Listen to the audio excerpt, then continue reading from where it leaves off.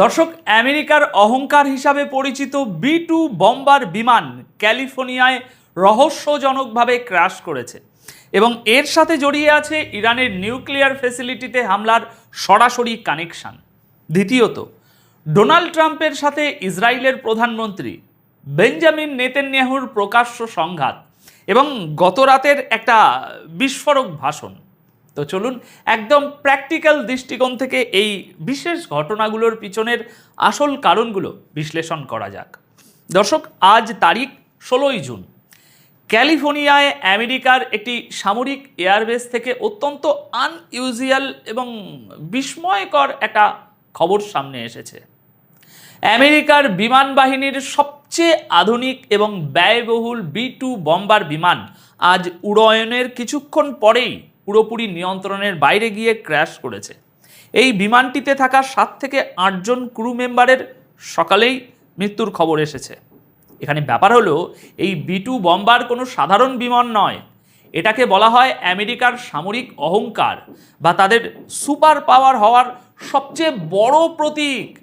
এই বিমানগুলো আমেরিকা সাধারণত নিজের দেশের সীমানার বাইরে, বিশেষ করে ইরানের মতো দেশগুলোর উপর নজরদারি বা আক্রমণ চালানোর জন্য ব্যবহার করে থাকে। আর সবচেয়ে চমকপ্রদ এবং রহস্যজনক তথ্য হলো, আজ যে পাইলটরা এই B-2 বম্বার ক্র্যাশে নিহত হয়েছে তারা হলেন সেই স্পেশাল পাইলট স্কোয়াড্রন যারা সম্প্রতি ইরানের নিউক্লিয়ার ফ্যাসিলিটির উপর বোমা বর্ষণ করে এসেছিল। আপনারা হয়তো খেয়াল করেছেন, মাত্র দুদিন আগে অর্থাৎ 14ই জুন 2026 তারিখে ডোনাল্ড ট্রাম্প অত্যন্ত গর্বের সাথে একটা বিবৃতিতে বলেছিলেন যে আমেরিকার বিমান বাহিনী অত্যন্ত সফলভাবে ইরানের পারমাণবিক স্থাপনায় আঘাত এনেছে। কিন্তু সেই ঘটনার মাত্র 48 ঘন্টার মাথায় আজ আমেরিকার নিজের মাটিতে তাদের নিজেদের এয়ারবেস থেকে টেক অফ করার পরপরই সেই একই পাইলটদের বহনকারী B-2 বম্বারটি কোনো কারণ ছাড়াই ধ্বংস হয়ে গেল। এই ঘটনাটাকে কোনোভাবেই একটা সাধারণ যান্ত্রিক ত্রুটি বলে উড়িয়ে দেওয়ার সুযোগ নেই, কারণ B-2 বম্বারের মতো একটা বিমানের সিস্টেম এতটাও দুর্বল নয় যে কোনো ছোটোখাটো গ্লিজের কারণে সেটা আকাশ থেকে আছড়ে পড়বে, আর তাও আবার এমন একটা সময়ে যখন ইরানের সাথে আমেরিকার সামরিক উত্তেজনা সবেমাত্র একটা ভিন্ন রূপ নিতে শুরু করেছে।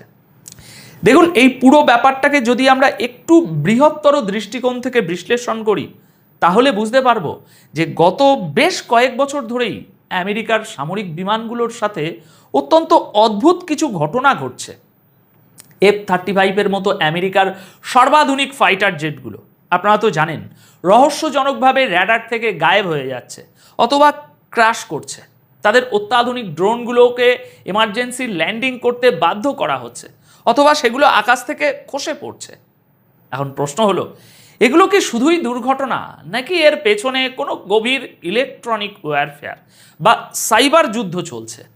যখন একটা বিমান দুর্ঘটনাগ্রস্ত হয় তখন তাকে যান্ত্রিক ত্রুটি বলা যেতে পারে, কিন্তু যখন একের পর এক অত্যাধুনিক বিমান ক্র্যাশ করতে থাকে তখন বুঝতে হবে এর নিয়ন্ত্রণ অন্য কারো হাতে চলছে। হয়তো আপনাদের হয়তো মনে আছে, একটা সময়ে ভারতের বেশ কয়েকটি ফাইটার জেট ক্র্যাশ করতে শুরু করেছিল এবং সেটা নিয়ে আন্তর্জাতিক মহলে বেশ সমালোচনাও হয়েছিল।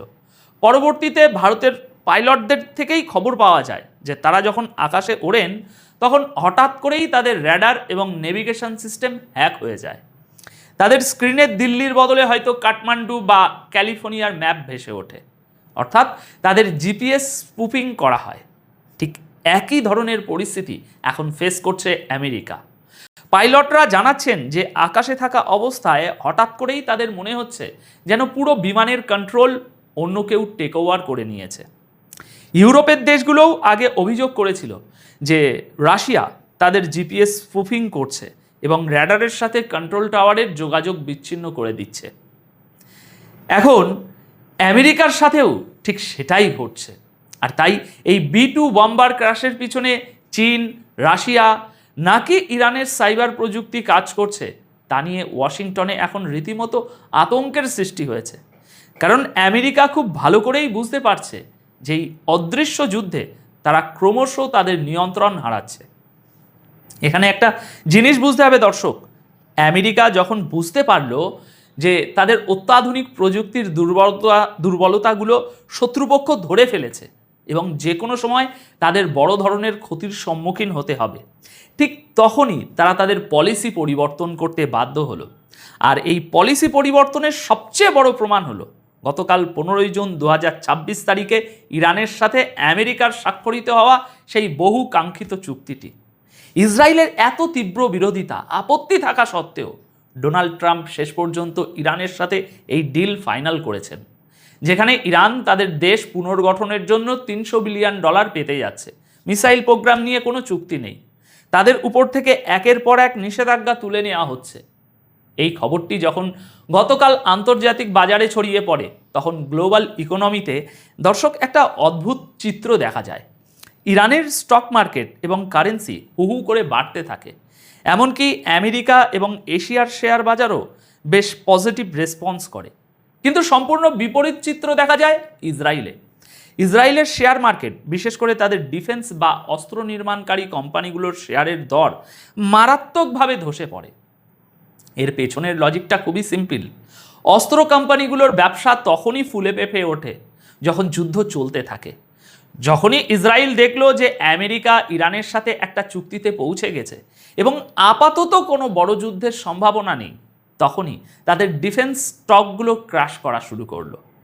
আমেরিকা আসলে বুঝতে পেরেছিল যে এই মুহূর্তে ইরানের সাথে একটা দীর্ঘমেয়াদী যুদ্ধে জড়ালে তাদের নিজেদের সামরিক প্রযুক্তি এবং ফাইটার জেটগুলোর যে পরিমাণ ক্ষতি হবে তা সামাল দেওয়ার মতো অবস্থায় তারা নেই।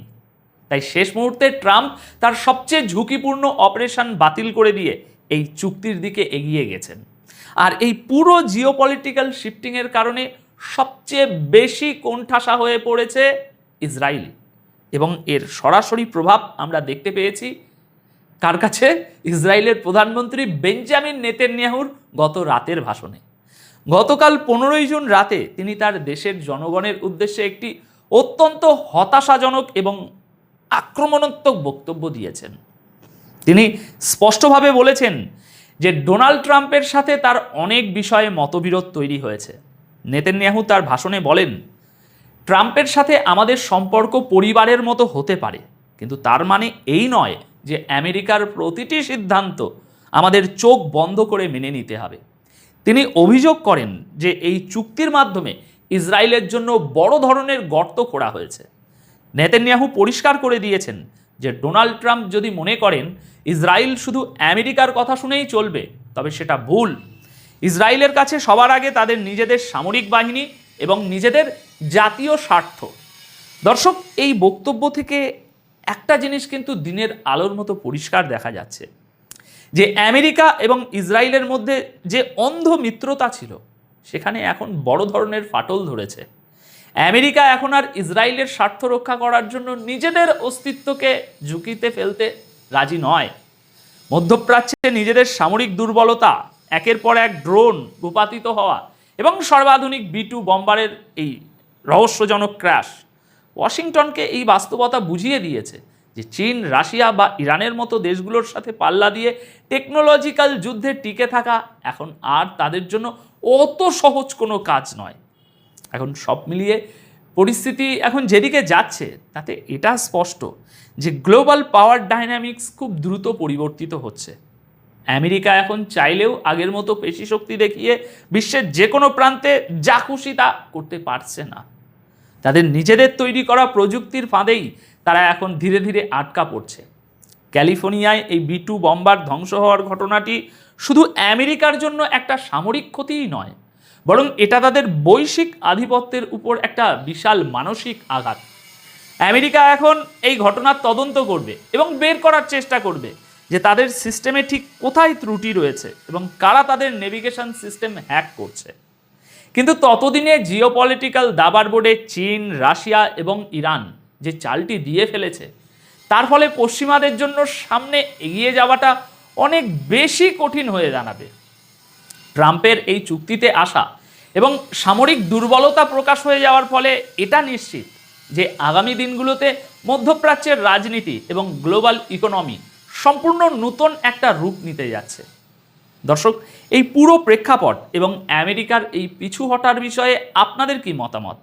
আপনারা কি মনে করেন, আমেরিকার সত্যি টেকনোলজিক্যাল যুদ্ধে তাদের প্রতিপক্ষদের কাছে হার মানতে শুরু করেছে আমেরিকা? আপনাদের মতামত অবশ্যই কমেন্ট সেকশানে জানাবেন। আজকের এই বিশ্লেষণ তাহলে এখানেই শেষ করব। দেখা হবে খুব শীঘ্রই পরবর্তী আরও একটি খবরের সাথে। সবাই খুব ভালো থাকবেন, সুস্থ থাকবেন। ধন্যবাদ আপনাদের সকলকে।